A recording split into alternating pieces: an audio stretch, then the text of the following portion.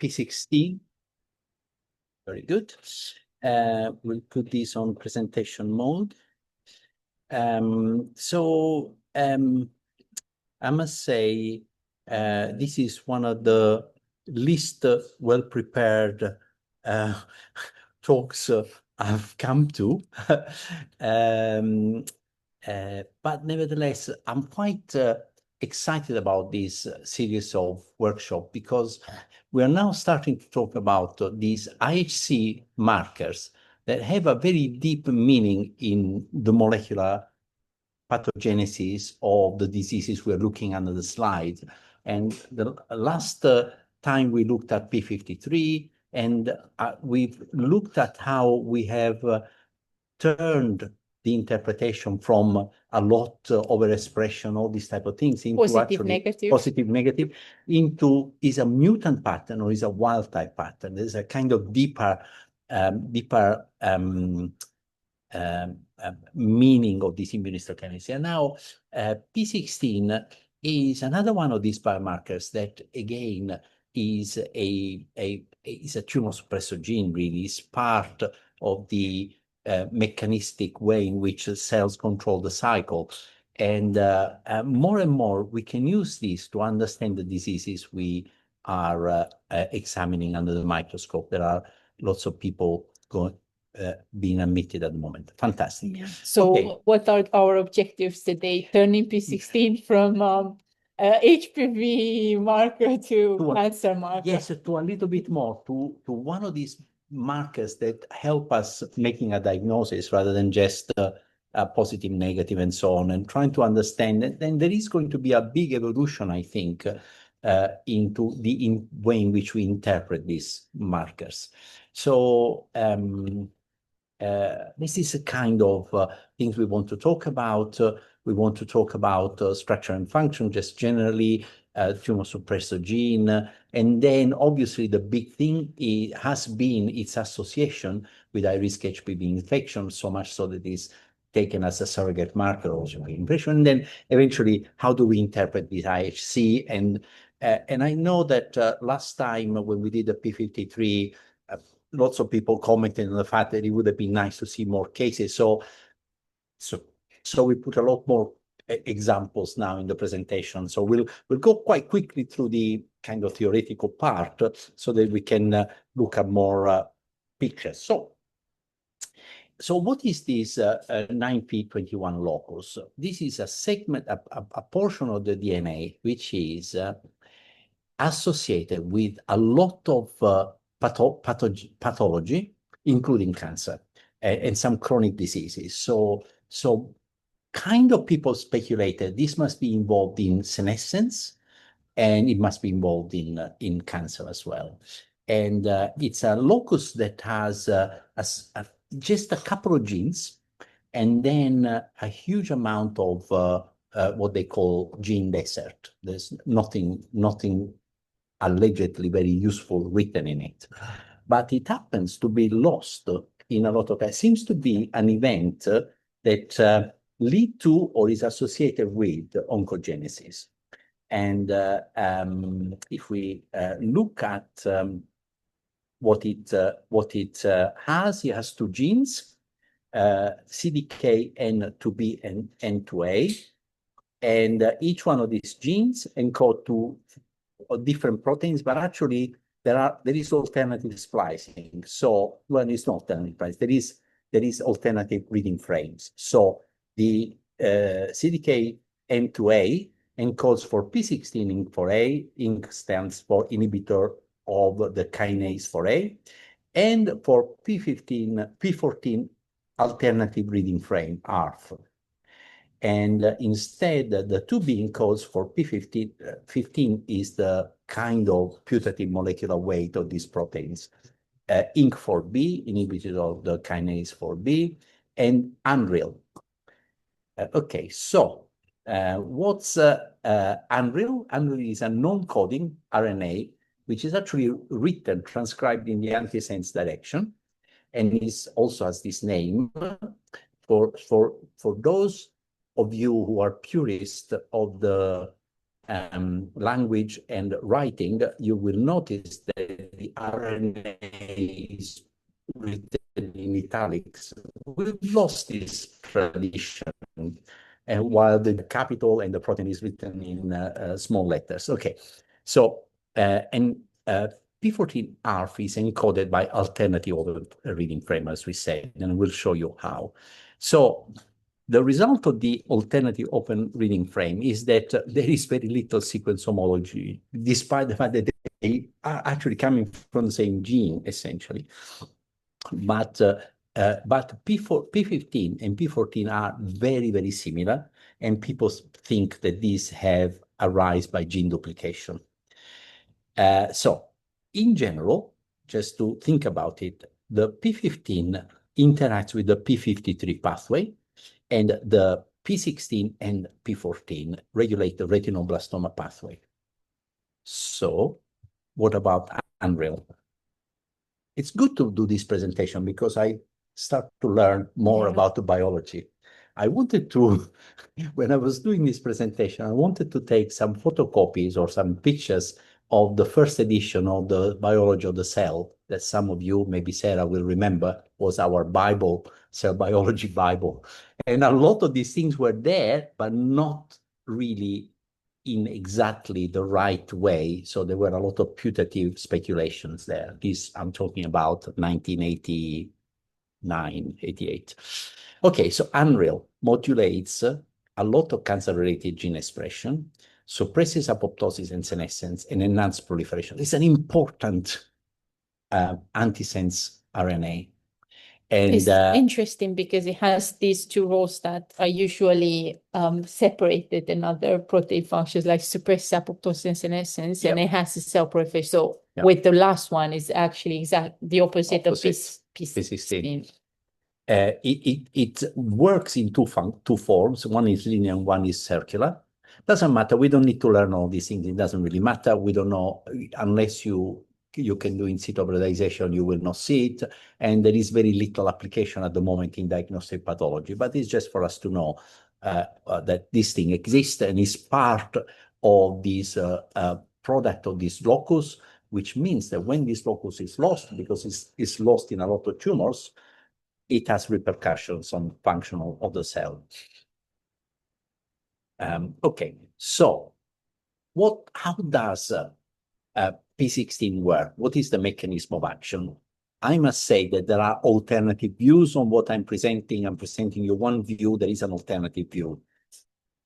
However, normally the cyclin D1 or D3 or D2, find CDK4 or CDK6, and together they function as a kinase for retinoblastoma. Retinoblastoma usually has one phosphorylated unit.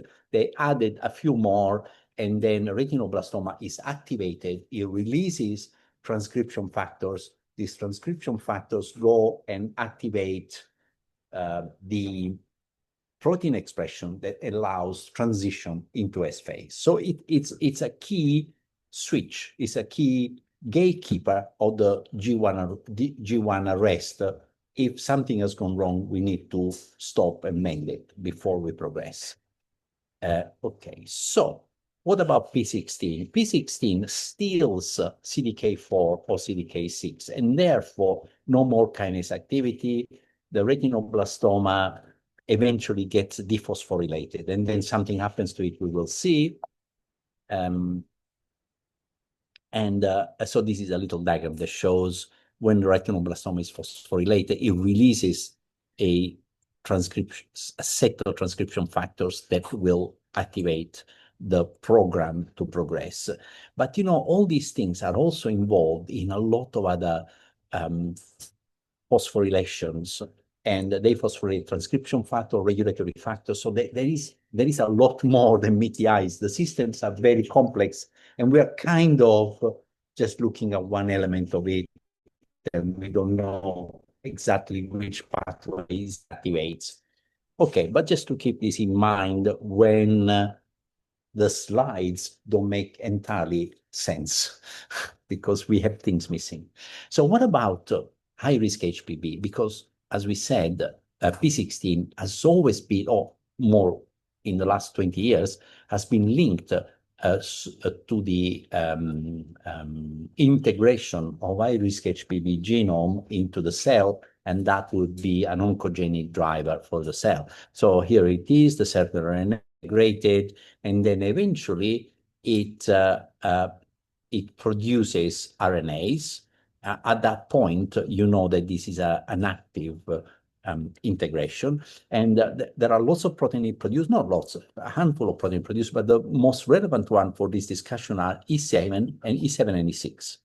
And both of them disrupt regulatory proteins pathways. The E6 really interacts with the p53 pathway, and causes ubiquitination of p53. p53 is a tumor suppressor gene, so you get rid of something that suppresses the progression. And this in itself would lead to p16 increase.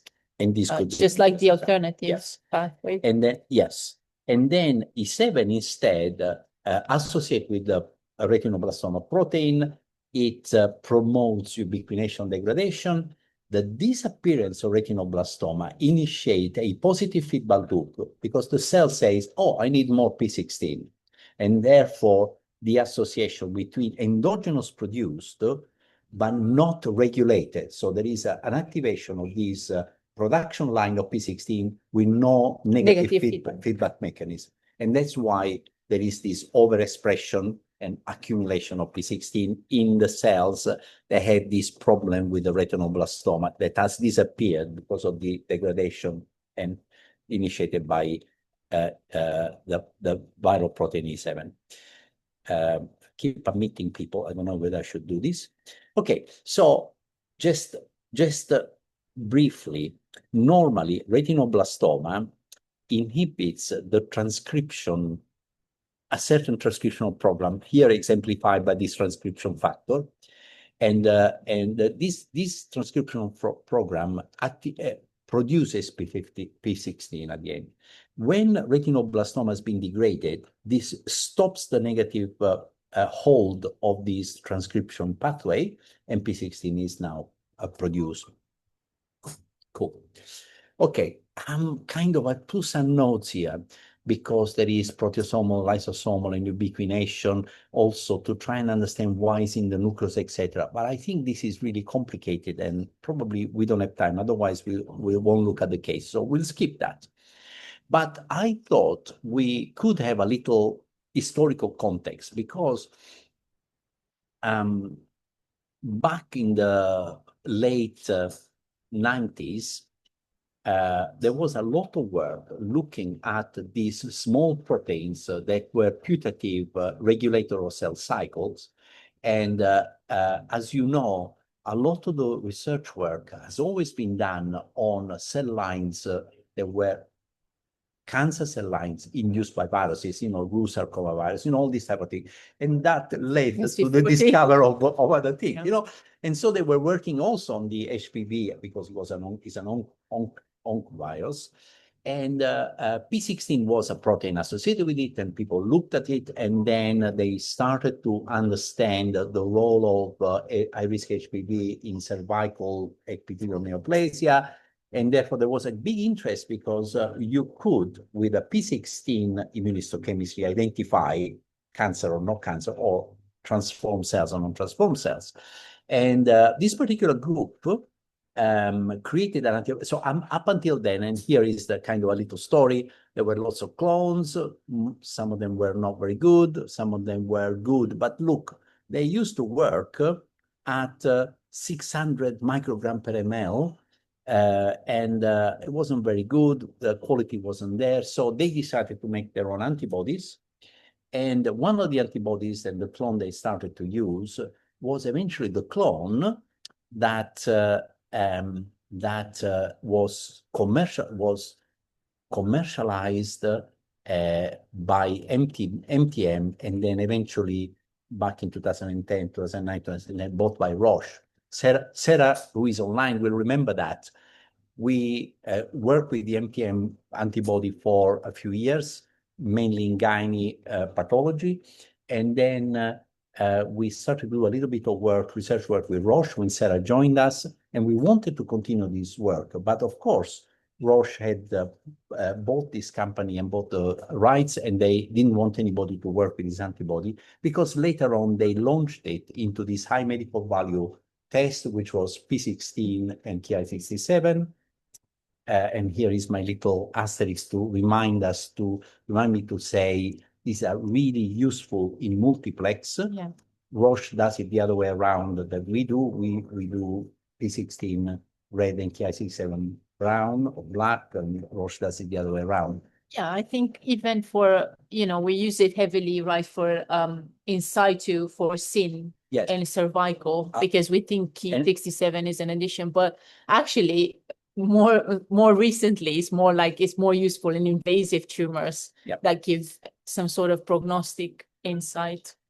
And in their paper, they kind of describe this so-called Klaus scoring method, because until before then it was, there is a 30% staining, 50% staining, positive, negative, nobody really know. And they really clearly said, we really only interested in strong staining, and is both nuclear and cytoplasmic. So this was the beginning of the good interpretation of this staining. You can see here an example, and they say, well, forget about the occasional cells staining, and this is completely negative.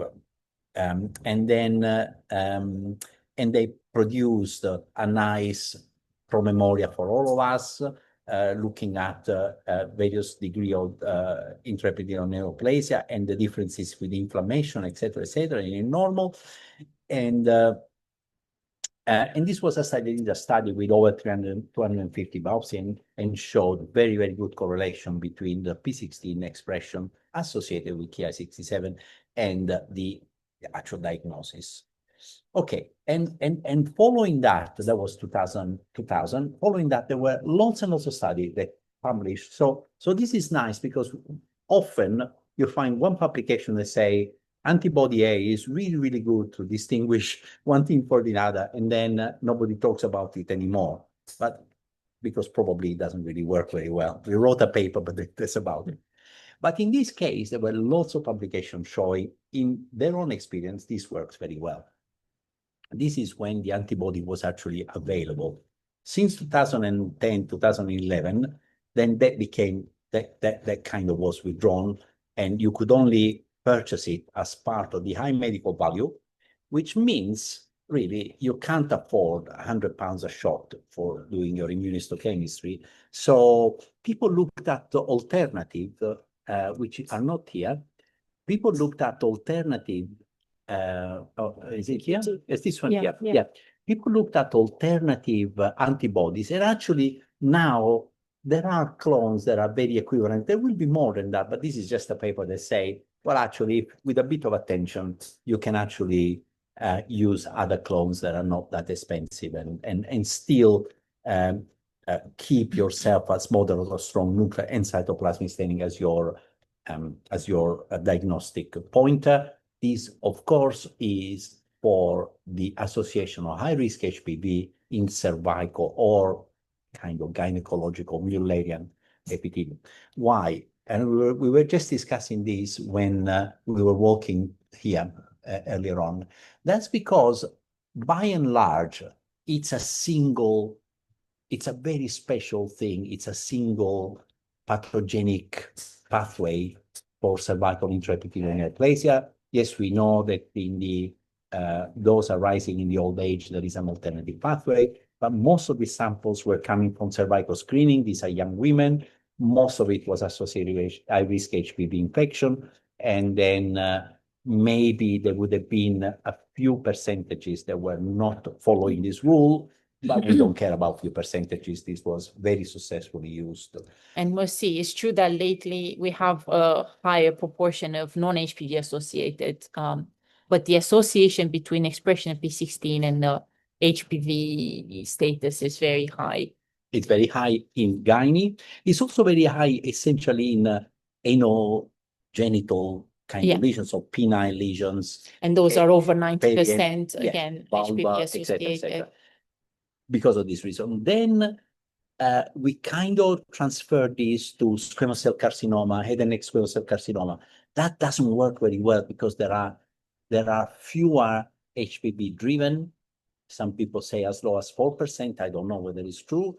And much higher numbers p16 of other Correct. events.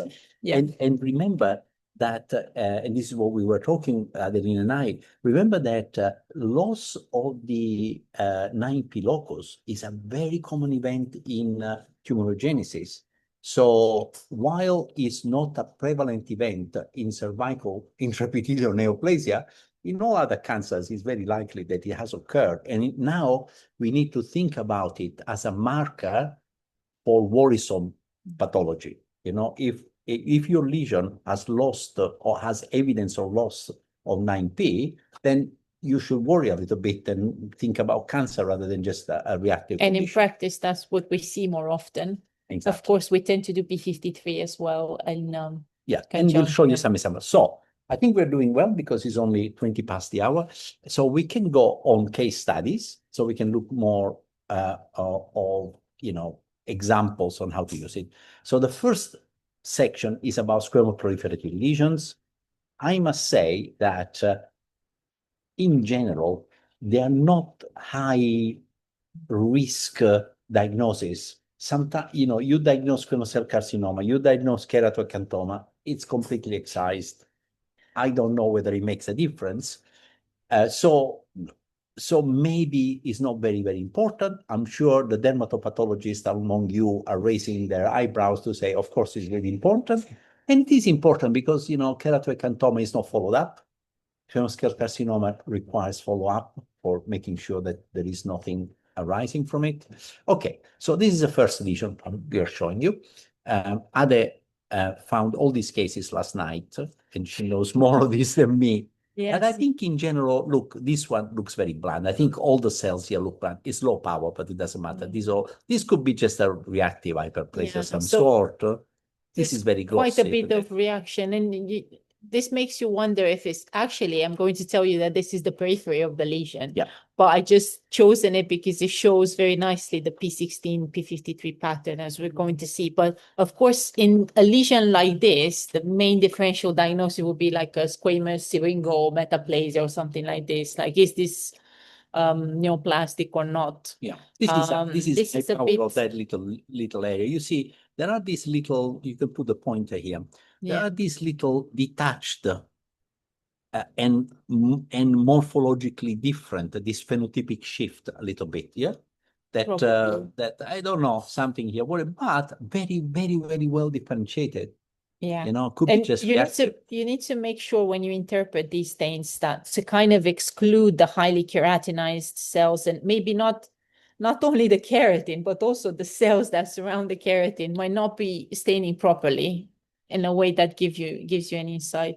So this is a low power of p16. P16, yeah, this is low power. Let's meet some more people. Yeah, there's a low power of p16. So you can see the edges, you know, the edges tell you normally p16 is expressed in some way or form. You see here towards the base. Why? Because these cells are. But this definitely looks reactive, right? These cells are cycling. They will have some problems. They will have some signals. You will need to see some expression. And here at the edge, but here seems silent, completely silent. Yeah. So would this worry you? I mean, this kind of pattern, this is exactly what you were saying earlier, that now because we use p16 to kind of demonstrate malignancy or neoplasia, then this is what we see most often. Yeah. Complete loss. If I had a few cell staining somewhere in these squamous lobes, I would say, oh, then it's okay. Then it's okay. It could be. It could be. This looks like it's completely lost. But basically, it's really, really unlikely that a cell that can produce p16, none of these cells will produce it because they are in cycle. So especially when your differential diagnosis is a reactive kind of lesion. And so what this tells me is that there is very high possibility that this lesion has lost the 9p locus. And that's a bad sign. You know, that's associated, more likely associated with cancer than not. There are a lot of papers that correlate expression of p16 with, or lack of expression of p16, that's diffuse lack of expression, with loss of the locus, you know. So most of us cannot do in situ hybridization with a marker for this locus for all the cases where we don't know. But an immunohistochemistry is affordable. So that's a surrogate for loss. Okay, so I think we'll show you some higher power. You see here, nothing. Again, you see a little bit in the keratin. Forget about the keratin. I'm not sure it's even relevant.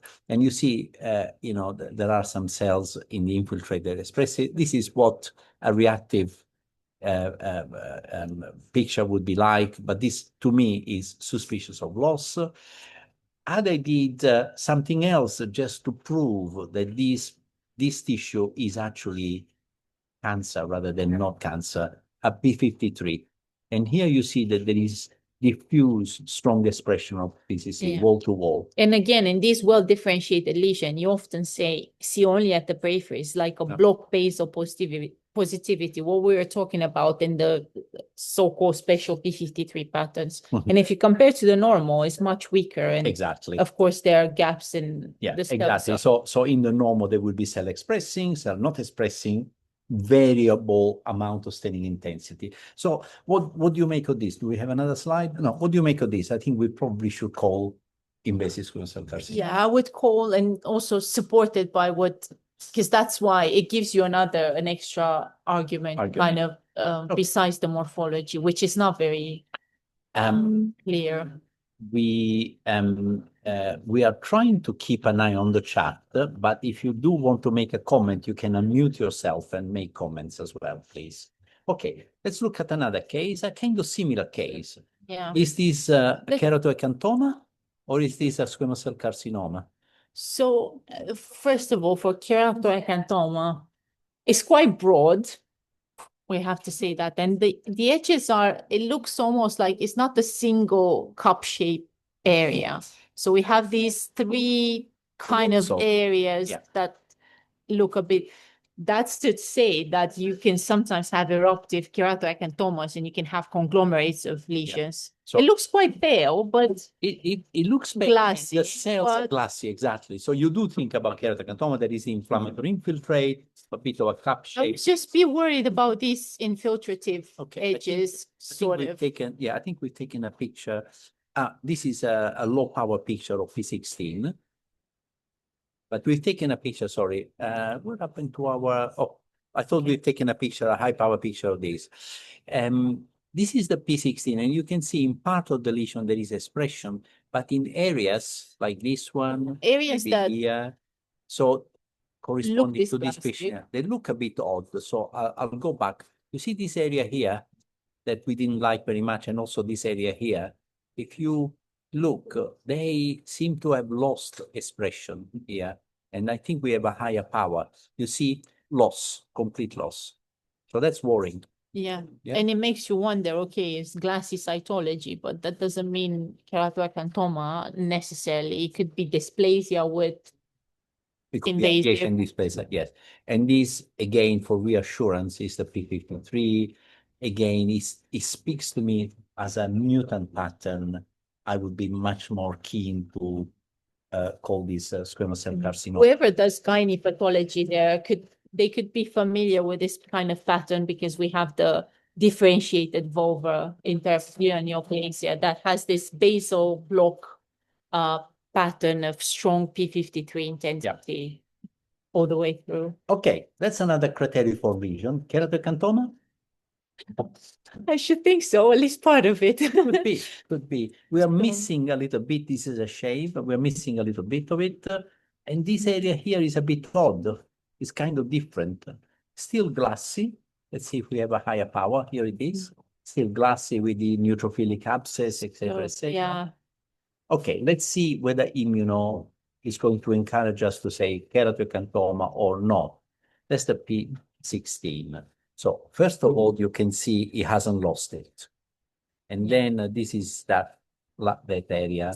Actually, there is overexpression here. Yeah. In cytoplasmic. But we have to say there's variable intensity, right? Yeah. It doesn't quite go to the top. No. Do we have a higher power of this or? Yes. Yeah. I think it's possible that there is an associated high-risk HPV here at the edge. Yeah, but again, it looks a bit, each cell, so it's stronger in the basal portion. Yeah, okay, so, but we didn't say that, there would be so much to say. You can get overexpression of p16 because of mutations, pertinent to p16. Or upregulation. Or upregulation because we lost retinoblastoma, so that's an oncogenic event, etc., etc. But the most common association with upregulation would be infection with high-risk HPV. High-risk HPV is, although it's an oncogenic event, that doesn't necessarily mean disease squamous cell carcinoma. There are a lot of HPV-driven proliferation, papillomas, etc., etc. Okay, Exactly. let's have a look if we have a p63, p53. This is p53. So very low power. Let's see if we have higher power. That's a higher power. So you see here, there is preservation of p63, p53 expression. This is not loss. This is not overexpression. So this is not a mutant pattern. I think it was one of my cases. I kind of reported as KA with a proliferative. Yeah, so what it can happen in case, and this is what we also need to point out, is that you can have so the K regresses, but it's not going to be all the same. So this could be a proliferative area that hasn't regressed yet. On a lesion that is regressing, but they don't regress all at the same time on all the practice. Okay. What about this? This one is also just for interest. These are commonly biopsied in renal transplant patients. They have lots of skin lesions. You know that they are immunosuppressed, and therefore they are prone to events such as, for instance, HPV infection. This is what it looks like. It looks a high-grade dysplasia, really. And you can do a p16, and it shows this block positivity nuclear and cytoplasmic that is typically associated with high-risk HPV, which is what you would expect in a patient like that. So it kind of makes sense of the pathology you look at. You don't need to do it. It's nice to do it if you have the possibility.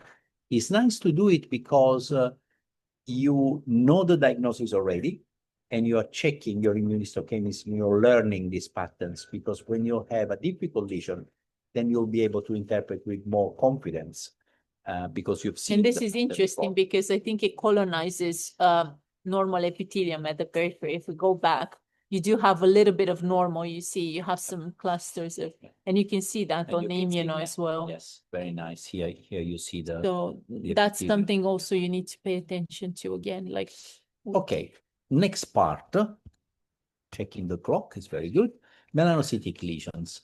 So p16 is used in the differential diagnosis of melanocytic lesions, mainly when we want to rule out or prove, or we want to be more confident of a benign lesion or a malignant lesion. So here is first lesion, a compound melanocytic lesion, quite superficial.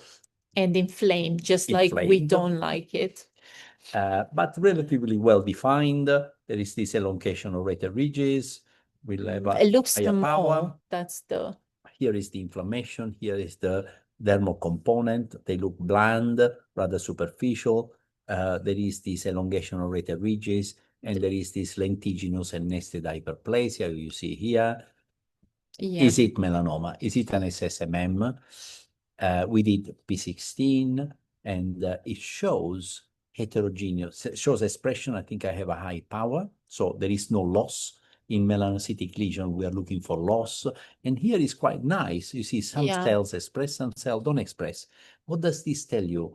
I think most likely is that there are cells in particular point of cell cycles that need p16, and there they are, they can express it, hasn't been lost. Plus the inflammation can also induce the kind of p16. Okay, so looks benign. I think we did a PRAME. PRAME is diffusely negative. That's only melanin. This is probably just a dysplastic nevus, not really a melanoma. Another lesion, slightly raised, same concept. Is this a melanoma, SSMM, or is this a Spitz lesion? You see this hyperplasia with sawtooth of the epidermis, Yeah. and then these large nests. Let's see if we It have a looks higher like power. the junctional is mostly nested. Nested, here it is. Yeah. These cells are a bit bigger, maybe a bit spindly, and it goes into the dermis. Yeah, it looks, Okay, don't know what it is. This is p16, again, preservation. Preservation, so does it mean very much? Well, okay, good to know. good to If know. it's lost, yes, very worried. If it's there, okay, we look at other things. We look at other things to rule out. This is high power again. The fact that, because you need to be careful, because it could be overexpression, because there is a problem with retinoblastoma pathway, and there is accumulation of p16. But this, you see, some cells have, some cells don't. So even if there was an event there, this is not an oncogenic early event. So yeah, it kind of gives you information about other potential, proteins that could have been altered. But at the same time, when you have this pattern, like you say, you cannot say for sure, well, this is not. It's kind of reassuring. And, melanoma diagnosis often is an accumulation of a lot of pointers. There is not single events that determine what you can do. And in this case, we did a pan track, and you see here beautiful expression. So this is evidence of translocation, BRAF false negative. Putting it all together, I think this is a Spitz nevus. Yeah. Yeah. That's another melanocytic lesion. You can see here there is a shoulder, and then there is a nodular event here. Could be a benign nevus. I know it's low power. Looks a bit nevoid in terms of. But also looks dark, so it looks a bit dark. Catches your eye. Maybe a bit expansile. We're kind of a bit worried about it. Yeah. Okay, so this is p16. And this one immediately showed that this nodule has lost p16. Some of these are maybe inflammatory cells, the little dots. You see, this is the epidermis with this own expression, and here, nothing. And this is high power. Okay, this is likely that this melanoma has lost the locus, 9p locus at chromosome 21. So that's bad. And then, of course, if you want to do a PRAME to just make sure that this is the right diagnosis, but that's kind of point you towards melanoma. I think the moment you have these nodules with loss of p16, that's you are into melanoma territory. Yeah. Okay. And in these cases where lost, is important to have internal control, which just like in a null p53. Which is in pattern. in the epidermis. Yeah. Okay, so gynae pathology, because gynae pathology was at the forefront of this. We'll discuss a few examples. I like it that you put it more towards the end, because well, maybe we can, make a point about this. I think everybody knows about gynae pathology, that's where Others everybody's using it. Okay, so that's a piece of squamous epithelium, cervicosquamous epithelium. It looks hyperplastic.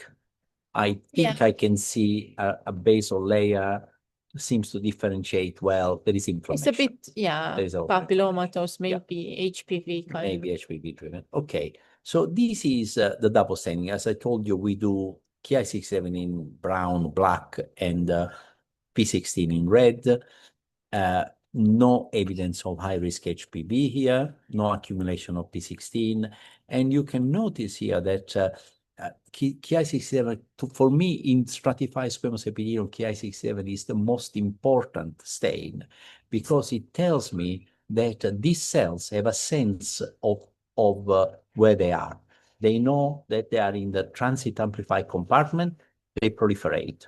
Yeah. They go here, they start to be differentiated, they don't proliferate anymore. And I think in thin lesions like this, I mean, it's not only my opinion, but when you have low grade scene 1, scene 2, then you need to rely a lot on Ki67, because p16 can have different and you see patterns. Here there are other factors that we sometimes omit to observe. For instance, do you see how these nuclei are all the same size?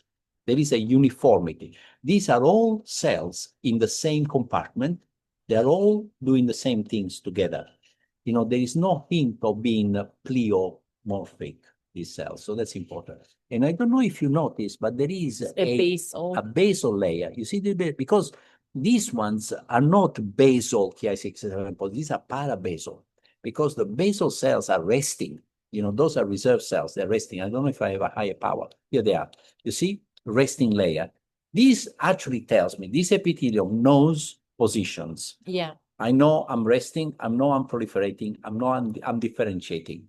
This is a very useful, very useful tip, especially if you don't have an overlapping condition like in the differentiated neoplasia, where you have, let's say, a pre-existing condition that destroys your basal layer, yes, and it alters it in any case. But then in situations like this, is very useful, I think. Yes, you're right, because there are situations where you have, I don't know, lichen planus or something like this, and then you have hyperplasia.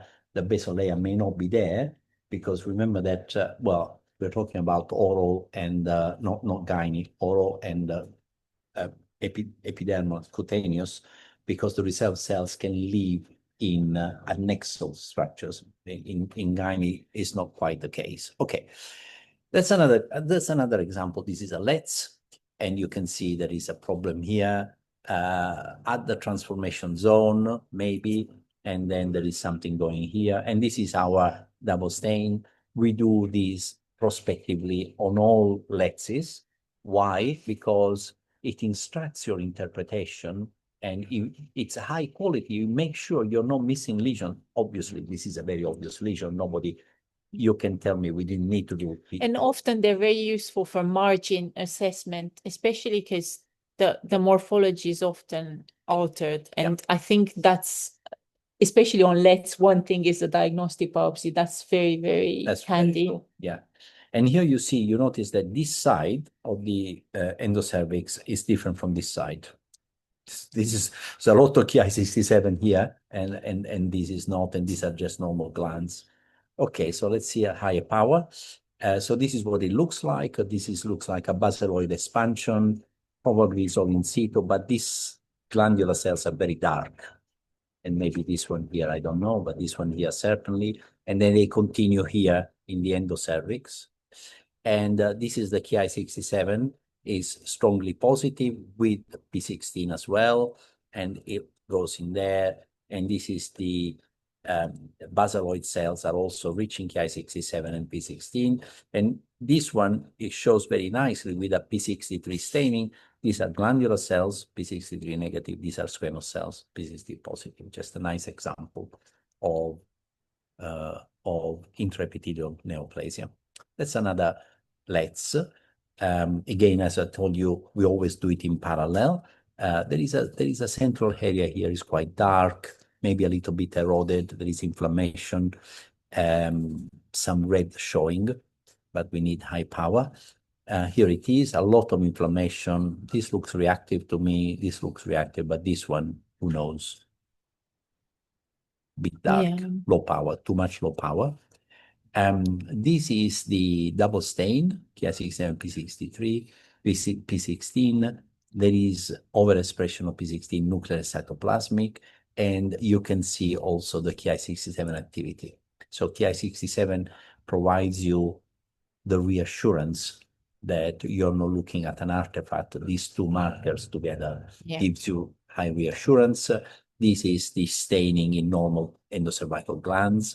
But we don't have Ki there. No. And that's why Ki67 is important. It adds that warning light. I think we have a high power here. Yeah, I think this is still, we need to be careful, because we were discussing this with Adelina. I think the top is missing. Yeah. So are we going to call it scene 1, scene 2, or scene 3? I think because the top is missing, it would be, first of all, it would be difficult to call it scene 3 up front. Maybe scene 3.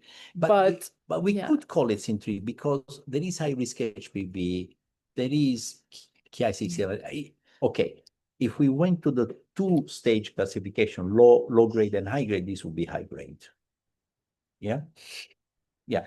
So that's good enough, I think, high grade scene. Okay, that's I think maybe the last example of cervical. Again, inflamed. Very inflamed.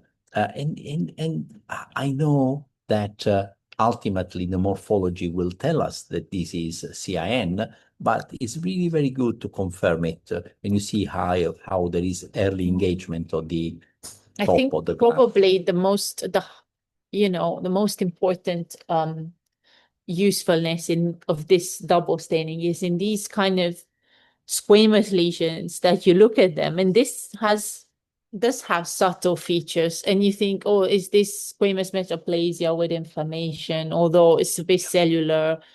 And then you have those atrophic lesions. Overall, the cell seems to mature. There are flat cells at the top. Hyperchromatic is a bit too high, the NC ratio.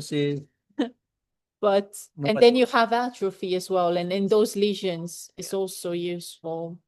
And here you see a high power of DKI67. Actually, it's kind of interesting. It seems to stop in the mid-third. So maybe there is a case to call this CIN2. Which I wouldn't have be able to tell on morphology, I think. Not with this degree of precision and certainty, I guess. Yes. Okay. I think. Very good. Oropharyngeal carcinoma, we're doing very well.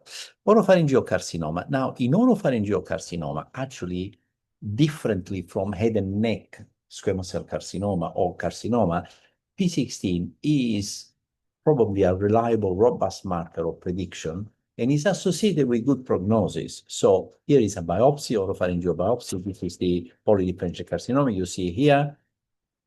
What we normally do is a p16. This is particular biopsy. You can see unequivocally it's block positivity. This is what it looks like. And so this would be a p16 positive oropharyngeal carcinoma. And as you know, in the latest edition, well, not so late, but 8th edition, the oropharyngeal carcinoma, you need to stratify, and the staging is according to p16. Those that are p16 positive, you see the high grade, they're no longer divided in T4A and T4B, they're just T4. While if you have no p16 expression or you don't have data, you do need to separate for A and for B. So what about head and neck?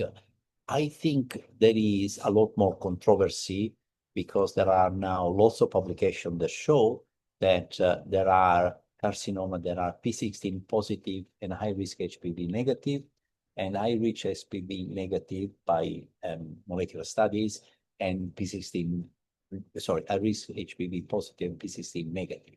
So the correlation is good for some of them, difficult to put a finger on the amount because different series have different composition. And therefore, a lot of people say, maybe you need to do both things. Maybe you need to look for p16, and then you need to look at the mRNA to say whether there is high-risk HPV or not. So it is still used in a lot of places as a surrogate marker for less aggressive carcinoma, with the caveat that not all of them will behave accordingly to the rule of p16 positive being good carcinomas. This particular one, the p16 seems to be absent, and here it is a high power. So this is loss of p16. When you would describe this, you would rather call it as loss, because to draw attention, because for instance, in this case, it was reported as p16 negative. Negative. Do you think it's more impactful to say loss? So to me, I would extrapolate to say this carcinoma has had this oncogenic event, which is loss of 9p locus. That's what this type of thing tells us. Okay. We are kind of at the end. We have some chats. Let's see the chat. We don't. We don't. Too new. No, there are some chats. Yes. There's some questions. Okay, very good. So should we do p16 on all squamoproliferative lesion when the differential diagnosis is keratoacanthoma versus squamous cell carcinoma? I don't think so. So, you know, here we have some young and enthusiastic pathologists who want to explore. So therefore, we see a lot of this. And as I said at the beginning, it's not really that critical a diagnosis, except sometimes you have shaves, but also shaves are really difficult to diagnose because you don't see the bottom of the lesion. Yeah. So in excisions, does it really matter? Probably not. If you are a dermatopathologist and who is interested in this concept of keratoacanthoma versus squamous cell carcinoma, I know that at meetings there is sometimes a whole session, a whole afternoon session on the differential diagnosis.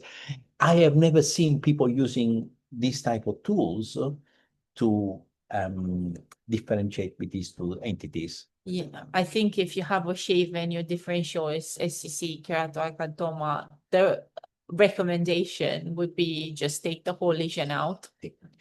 Because you can have even in seborrheic keratosis, there are rare cases, but you can see dysplasia and then deeper carcinoma. So of course, that's up to the clinician as well to understand whether there is a deeper lesion.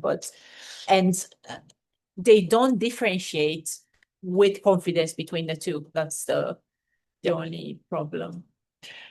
We have another question here about the p16 in urothelial carcinoma. We haven't spoken about in urothelial carcinoma. I think p16 in urothelial carcinoma is probably to be used in the same fashion as we've been using p16 in melanocytic lesion. It's a marker for an oncogenic event.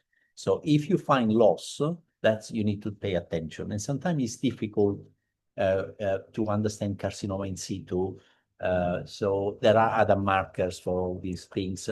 And there have been a series of cases that segregate low risk to high risk of disease by p16 status. Again, there is a certain amount of controversy on whether this data is robust or not. Okay. So I have, let me close this chat. I have one last case to show, to share with you. This is a core biopsy of breast. There is this carcinoma, clearly, and it looks like this. Bit papillary, bit polygonal cuboidal cells, not much cytoplasm. And for some reason, we did a GATA3, which you would expect to be positive in breast. And we could have done also a SOX10. I'm not showing you this, but essentially you can see that there is expression in the immune infiltrate, but the carcinoma cells are negative. So that's not really very good for breast. So we did some more transcription factors. PAX8 is positive, WT1 is positive, and then we did p16, which is also block positivity. Here is a higher power. And it turned out that this was a metastasis from high-grade serous that was probably coming from the ovary. So in the context, helps you firm up a diagnosis. It's not essential. A lot of more clever people would have arrived to this diagnosis without p16, but it's kind of nice to show that it all fits together. Yeah, so this is a good small panel. That is to say, I've seen some cases that in breast you can have this morphology as primary carcinoma, and it does have p16 alteration as well. So PAX8 is very important in WT1. Someone has sent an image. Someone has sent an image that I'm trying to open. Oh, there it is. I don't know whether you can see. Roman has sent a nice picture, which I'm trying to stretch. Here it is. And maybe we'll do a plus. Okay. Doesn't but I don't know, Roman, you need to tell us a little bit more. There is a bit of squamous epithelium. Oh. I'm just Tell me. Because the way you, I'm not sure you've downloaded it. I didn't download. Yeah, here it is. Well, you did. I did. Yeah. Yeah.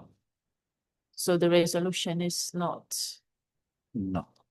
enough for us to see. Sorry about that. Sorry.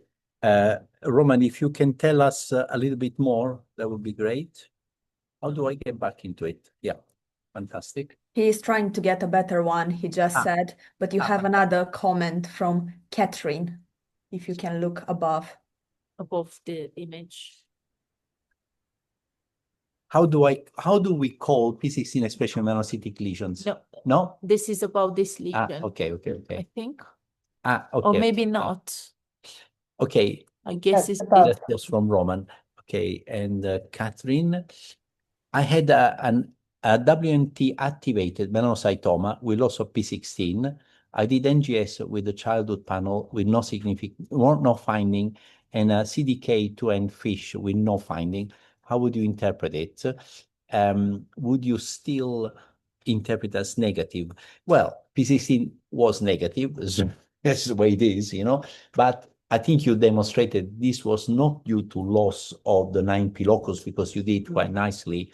You did the CDK2NA fish, which essentially is the locus for 9p, and therefore that's preserved. You remember, for everybody is, we are looking at B allelic loss at this locus to say this is an event more likely associated with melanoma, and obviously also the childhood melanocytic panel was reassuring. So yes, and I think we said at the beginning, a lot of the tools we use in melanocytic lesions, they cannot be assessed in isolation. And the other thing is I don't have a lot of, so these are quite rare lesions, especially, so this was in a childhood, they Wnt activated, Yes. and in malignant ones, or I don't have any, I don't know how p16 would behave. Okay, this is a better effort from Roman. Let me just close this, and then let's try and stretch it. I don't know, did you do no. p16 in deep penetrating? Not particularly. No. So this is a nested melanocytic lesion, but there was a stain. Let's see again. Another image. To chat. No. To chat. Chat. Yep. Oh, there it is. Okay. So the history is, this is a woman, 39 years old, from the calf. And their differential diagnosis is between MELTAMP and melanoma. And this one, if I can see well, there seems to be mosaic expression. Ada, what do you think? Yeah. So, this is from the p16 contribution, it shows no loss of p16. So preserved expression is a good thing. Doesn't drive you towards a melanoma, but of course, you cannot just consider this in isolation. Yeah. Yeah. Very good. Maybe there is. Should we look at the morphology? Should we look at morphology? I kind of tried, but it's a bit difficult to see the cytology because it's quite nested otherwise. Looks devoid, but I don't know. But some of the cells look larger at least. Yeah. Yes. I think I don't know what other markers you did. Melanate and Ki67 is useful. If you have low Ki67, is a bit reassuring. Is there diffuse expression? If you lost expression of melanocytic markers, PRAME could be useful as well. How old was this patient? 39. 39. Is a relatively superficial lesion. Is there any evidence of a complication? It could be a non-nevus as well, although I don't see the cytology very well on the. Did you say it was on a thigh? On the thigh. Calf. And I think this is kind of all these point towards benign morphology, kind of monomorphic. Yes, a key element of this is how much cytological atypia you perceive there to be. If there is diffuse cytological atypia, you feel a little bit upset about it. So, eventually MELTAMP kind of classification it's a passport for getting out of jail, isn't it? I did say that it was a bit odd. It's not my fault that it metastasized. You know, I did express this. But okay, so it's interesting, and I always perceive a huge need to be more firm in our assessment of these superficial melanocytic lesions, because some of them metastasize, and we're doing a little bit of work doing sequencing, and we hope to show you in the next few months how a sequencing panel really firm up and correlates with your morphological diagnosis and firm up your diagnosis to an element, to a level of certainty that is much higher than at the moment at present. Okay, so we are just slightly over the hour. So I kind of leave it to take it to the end of this workshop. We stop sharing and say thank you very much all for attending. We do not have a circulation of p16 at the moment, but I very much desire to do circulations of these biomarkers because it stimulates discussion. I thank you very much for participating. I learn a lot from these events because I need to do a little bit of background work and research, and also I learn from how the other pathologists interpret the same picture. It's very good for us. And the next event will be, I don't know if Sarah is online. She can Polar one next Polar one. Wednesday, Oh, Polar one. When is that? on the 29th. In a week's 29. time. So next in a week's Excellent. time, and there is a proficiency test with that. Very good. So Okay. Polar one, of course, is a very Okay. important, it's going to be an important biomarker for the selection of therapy aiming at targeting the folate receptor alpha. So look forward to this. Thank you very much for participation. Thank you, Adelina, for sharing this with us. Thank you, Corrado.